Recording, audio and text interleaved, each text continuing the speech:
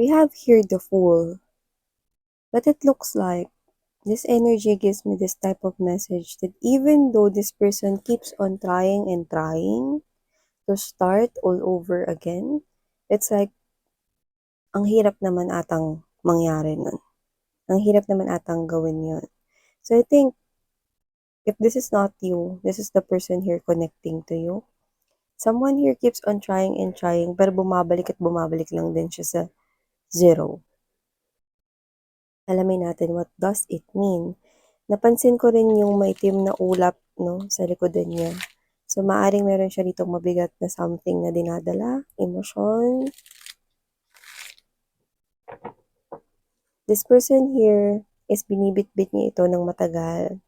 Pero hindi siya makarating-rating sa tuktok. Alam mo kasi this man, patayong gender dito gusto ko lang sabihin sa inyo, na itong tao na to, no, is almost at the top of the hill, para ibagsak na ang mga bitbit niya rito ng mga kahoy, okay? And this person here, every time na malapit na siya dun sa bangin or dun sa pinakatuktok ng hill, no, and remember yung full card energy, no, nasa edge ng cliff yun. So, hindi niya pa rin talaga maibagsak kung ano man yung dinadamdam, binibitbit niya. Pero, parang ang lapit na pakiramdam niya ang layo. Parang ang lapit niya ng ibagsak yung pain niya. Pero parang pakiramdam niya ang layo-layo niya pa dun. Okay? You know what I mean?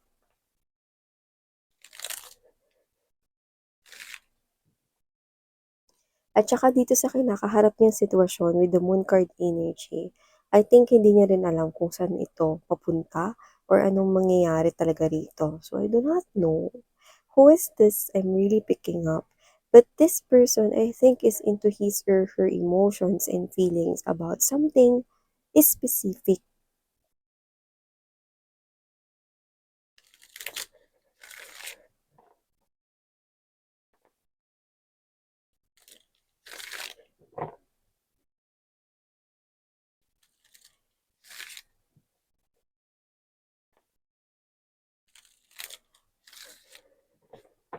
Okay.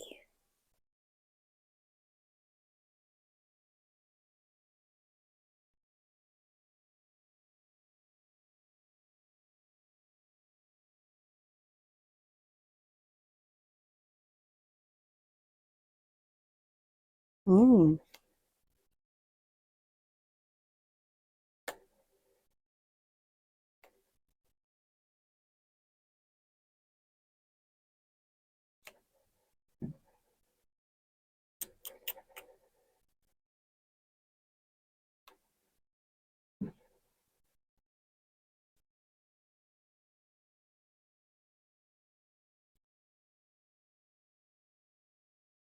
Okay.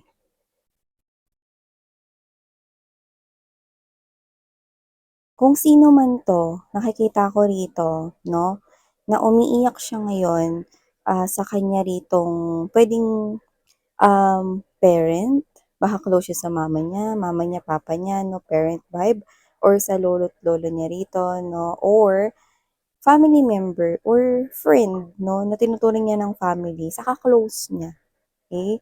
Mukhang iniiyakan ka niya dito. Yan 'no, at mukhang ang tagal na panahon niyang itinago yan, pero ngayon mukhang isplok na 'no, mukhang handa na siyang i-isplok ang tunay niya talagang nararamdaman sa sitwasyon na ito. So bago natin 'no, pag-usapan ito ngayon 'no, para sa ating Senti Sandy, kasi may nagsisenti dito 'no, at saka bakit palaging Sunday yung napipili ng mga nagsisenti diyan? Kasi pahinga sa work 'no, so parang 'pag pahinga sa work, yung isip hindi pahinga sa kakaisip 'no. So I think this person here is thinking about you 24/7, but it's too painful to think about you. Okay? Before we start, let me just greet everybody.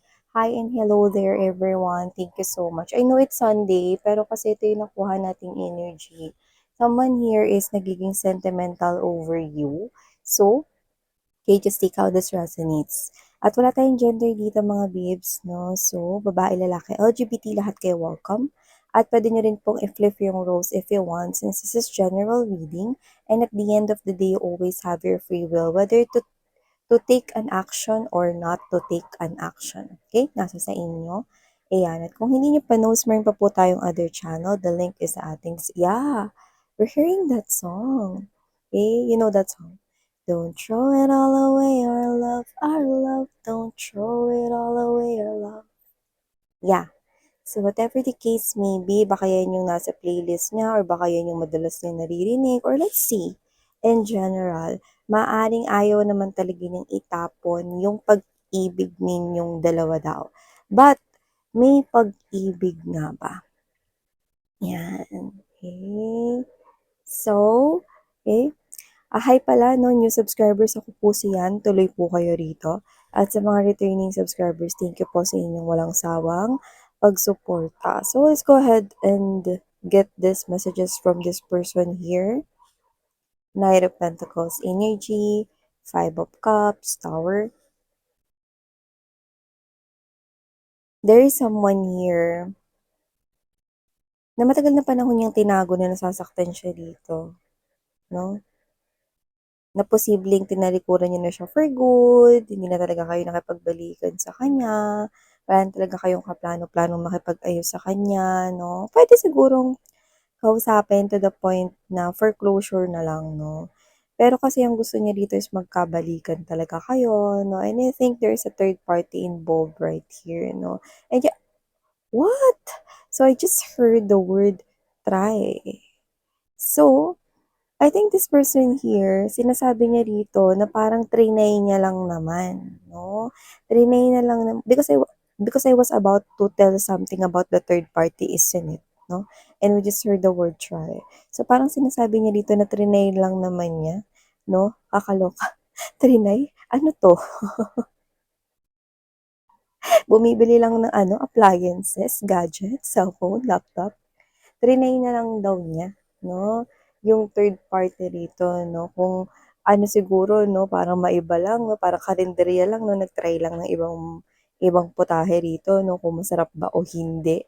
And whatever the case may be, it looks like it did backfired. Siguro inisip niya na baka may forever dun sa third party, kaya siya rito nag-try na lumipat dun noon. And I think, no, na matagal siyang na-stuck sa ganong klase ng mindset, no?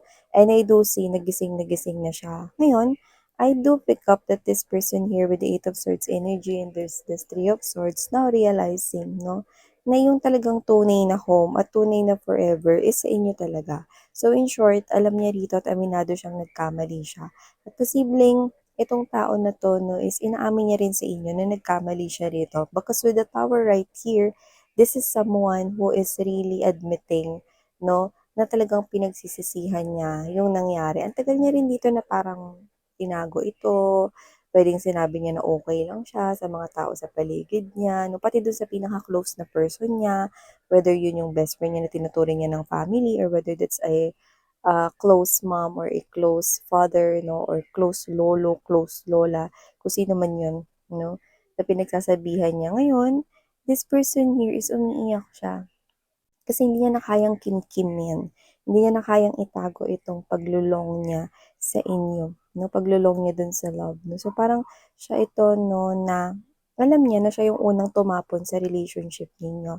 Pero hoping siya na sana wag mo tuluyang itapon. No? Kaya siguro, don't throw it all away, our love. Pero kasi when we say our love, it is being shared by two people. No? And I think hindi na ito being shared by two people here because you are no longer here.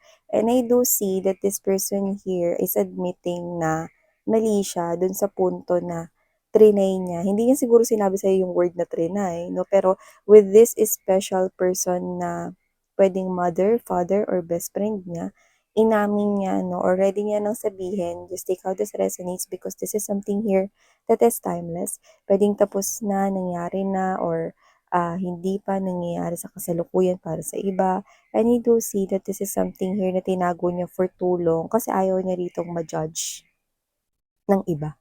So, nakita ko dito na ready niya nang i-splok yung truth or sabihin yung truth or aminin yung truth no? Hindi niya na ito i-deny pa. Okay? This person here cannot deny it anymore.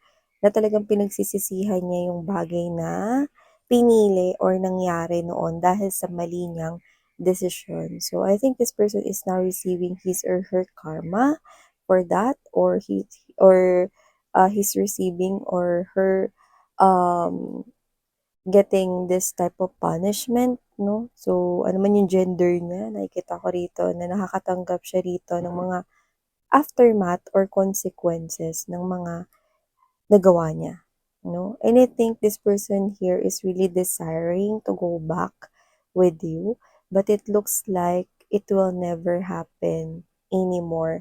Even in his or her dreams, hindi na yun pwedeng ma-allow na mangyari. I think whoever this individual is, ilang beses ka na rin na parang nilapitan nitong tao na to with 8 of Wands energy, and there's this 2 of Swords in the World card, Hermit. I do see na ilang beses na rin siyang nag-try 3 of Cups energy, 4 of Coins, no? Na lumapit sa'yo, no? At makipag-reconcile, okay? To have this union once again, no? Para makipagbalikan, to rekindle your love daw. But I think you do not love this person here. Not anymore as much as you do before. But at least I can say na ayaw mo nang bumalik sa kanya. You're close off with this person here, and you're already, World card energy, closed this cycle matagal na. And I do see that you've already found your way out from this relationship. And with the Hermit right here, you realize so many things na hindi mo na-realize nung kasama mo siya rito. Okay? At siya, nagkakaroon na rin ng mga big realizations dito sa connection ninyo. So, this person here could be someone na tinago niya for long yung kanyang tunay na nararamdaman. So, whether he or she is still with the third party right now, but others of them no longer connected now with the third party, I do see that this person here is really trying to console his or her spirit, no? Para kumalma, no? Kasi I think you keep on rejecting and rejecting this person here. That's the energy that I'm picking up. You keep on rejecting and rejecting this person here because hindi na siya welcome sa iyong heart. Hindi na siya welcome sa iyong world. Okay? You've already closed your world, your cycle with this person here, so you're no longer paying attention anymore, and that's what makes this person feel a lot of pain. This person here keeps on thinking about you 24/7, but thinking about you makes him or her feel so sad. So there's a lot of nostalgia lingering into this person's energy. This person here is literally wanting to come back to you, but it looks like it is not possible anymore. So, nakikita ko dito na whether may anak kayo or kinasal kayo ng person na to or wala, this person here is actually looking at you as his or her true home. Pero I think yung home na yun matagal nang nawasak, nasira, nasunog, because you no longer resonate with the old you. And this person here is crying to that mother or father niya or lolo't lola niya or best friend niya dito na tinuturing niyang family. Inamin niya, nakasalanan niya. Hindi na siya dito nagtatago ng tunay na emotions and feelings niya. Sinasabi niya na sa parents niya rito or kung sino man yung kaklose niya, mama niya, papa niya, lolo, lola, no? Or baka yung kapatid niya, no, na nakakatanda sa kanya or mas matured mag-handle ng situation. Now, this person here is telling all the truth. Ace of Swords energy.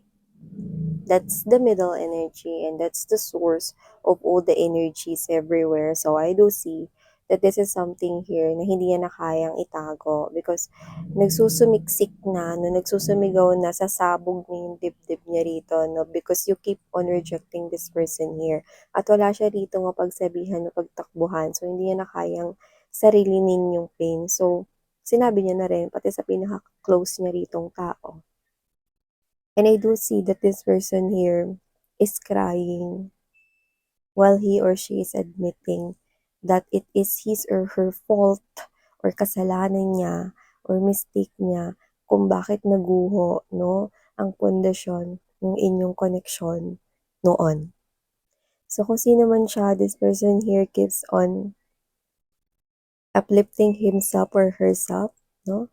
Pero kasi I think, yun nga, kung sino man yung pinaka-closest niya, even the closest person in his or her life, hindi magawang pakalmahin yung loob niya. Okay? Alam mo kung bakit parang hindi niya maamin, no? Kasi posibleng before, dun sa pinaka-close niyang person, sinabi nung tao na yun na, I hope hindi mo pagsisihan one day yung ginawa mong desisyon. And it looks like pinagsisisihan niya na ito ngayon. And now, maybe after all the years, no, ayaw niya rito na parang ma-judge siya ng person na yun. So, ang ginawa niya is tinago niya yun. Ngayon, ready na siya na sabihin yun kasi hindi niya na kayang pigilan or itago rito yung feelings niya. Nasasaktan talaga siya. In pain talaga siya. Alam mo kasi, I always tell everyone, don't make a decision kapag sobrang happy ka. Don't make decision pag sobrang galit ka. Don't make decision pag sobrang lungkot ka. Okay? Because too much is, okay? Lahat ng sobra ay hindi maganda. So, dapat pag gagawa ng desisyon, dapat nasa tama yung daloy ng energy, nasa tama rin yung pag-iisip, no, kalmado lang yung emosyon. Pero I think gumawa siya ng decision before, at kung may options man between the third party and you, mas pinili niya yung excitement, yung desire. Na-excite siya eh.